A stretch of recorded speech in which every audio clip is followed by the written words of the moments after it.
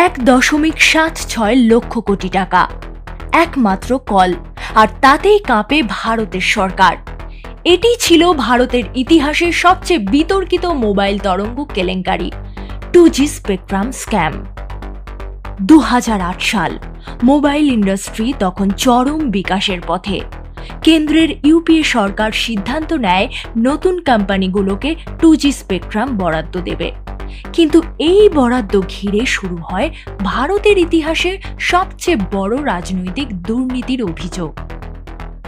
তৎকালীন টেলিকম মন্ত্রী এ রাজা, তাকে ঘিরেই চক্রান্ত। অভিযোগ ছিল ফার্স্ট কাম ফার্স্ট সার্ভ পদ্ধতির কথা বললেও বাস্তবে নির্দিষ্ট কিছু কোম্পানিকে পূর্ব তথ্য দিয়ে লাইসেন্স দেওয়া হয়, যেন তারা অন্যদের আগেই আবেদন করতে পারে। লাইসেন্স বিতরণের দিন ছিল 10 জানুয়ারি 2008, আর ঘোষণা করা হয় মাত্র কয়েক ঘন্টা আগে।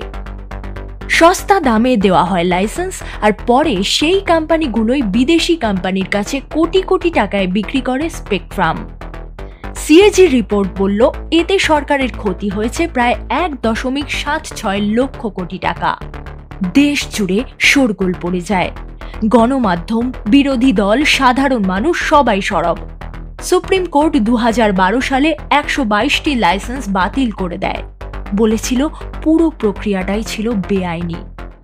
পরে 2017 সালে বিশেষ আদালত সব অভিযুক্তকে খালাস দেয় প্রমাণের অভাবে, কিন্তু ততদিনে ইউপিএ সরকারের ভাবমূর্তি ধ্বংস এবং 2014-তে তারা ক্ষমতা হারায়।